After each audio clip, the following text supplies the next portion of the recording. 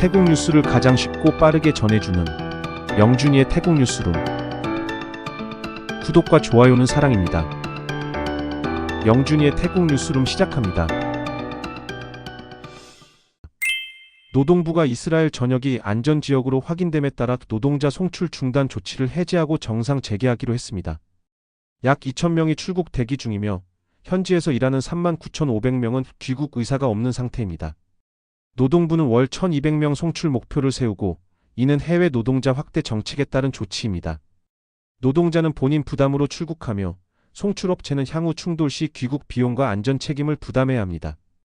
본 사업은 평균 월 수입 6만 바트의 태국 이스라엘 협력 사업으로 추진됩니다. 푸미탄 부총리 겸 내무장관이 7월 17일 전국 주지사와 경찰 지휘관 회의를 소집한다고 밝혔습니다. 불참자는 즉시 인사조치를 하겠다고 경고했습니다.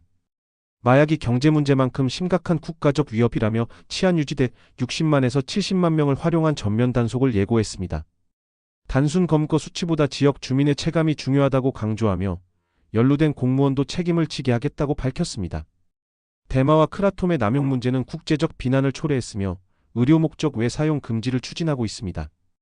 마지막으로 국민이 참여하는 감시망을 통해 마약 근절과 사회질서 회복을 강력히 추진하겠다고 밝혔습니다.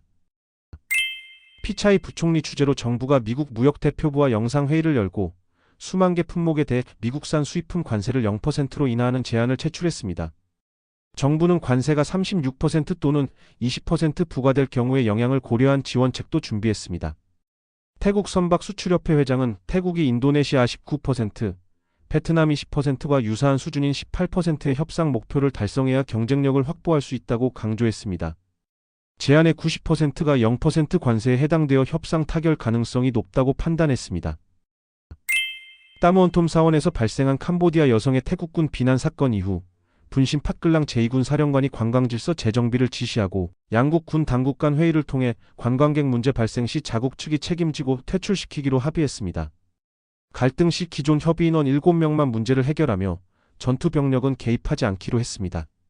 전투병력 개입을 금지하고 국경협력단만 문제를 처리하도록 했으며 사태 재발 방지를 위해 사전 관광객 선별도 요구했습니다. 과거 태국인의 캄보디아 병사 폭행 건은 이미 법적 조치를 마쳤으며 캄보디아 측도 자국 여성 관광객의 무례한 행동과 자국 병사의 태국군 밀침에 대해 사과하고 책임을 져야 한다고 밝혔습니다. 프라섯 에너지 차관이 9월에서 12월 전기요금 조정과 관련해 오는 7월 17일 에너지규제위원회가 자동요금 조정 공식에 따른 결과와 대안을 발표할 예정이라고 밝혔습니다.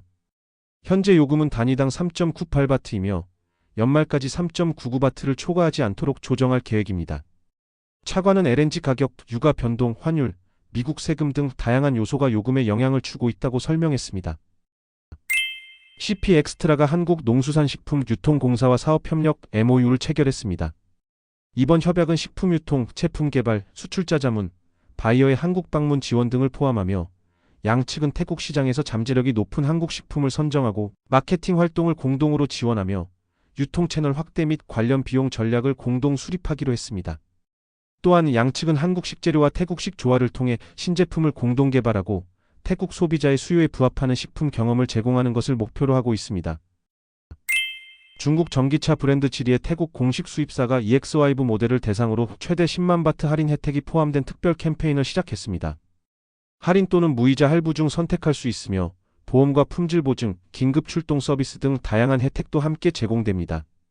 지리 EX5는 최신 전기차 전용 플랫폼과 운전 보조 시스템, 최신형 리튬 인산철 배터리 등을 탑재한 모델입니다. 지리는 전국 주요 도시에서 로드쇼를 진행하고 있으며 연내 쇼룸과 서비스 센터를 30곳까지 확대할 예정입니다. 방콕 방케에 위치한 3층짜리 건물에서 불법 바카라 도박장이 적발되었습니다. 이 도박장은 폐업한 음식점을 개조해 운영되고 있었으며 중국인이 운영자로 확인되었습니다. 현장에서 중국인, 미얀마인, 태국인 등 총 20명이 체포되었으며 1억 바트 상당 칩과 컴퓨터 장비, 현금 약 36만 바트 등 다수의 도박 관련 물품이 압수되었습니다.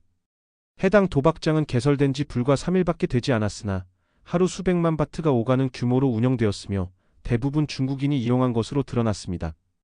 또한 이번 사건은 이전에 문제가 되었던 중국인 조직과 연관성이 있는 것으로 전해졌습니다. 치앙마이 치앙다오 지역이 집중호우로 계곡에서 급류가 흘러내리며 핑강이 범람의 나와이, 롯반 등 여러 마을의 주택이 침수되었습니다. 핑강을 따라 무앙콩 치앙다오, 무앙나 일대로 확산되어 100가구 이상이 침수되고 무앙콩 마을과 4번 구간 도로가 물에 잠겨 주민 통행이 중단되었습니다. 촌부리 파타야에서 25세 여성 어씨가 한국인 남성으로부터 대마초가 섞인 젤리를 건네받고 심하게 취한 상태로 발견되었습니다. 시민이 신고해 경찰이 출동했으며 당시 어씨는 몸을 떨고 의식을 제대로 유지하지 못하는 상태였습니다.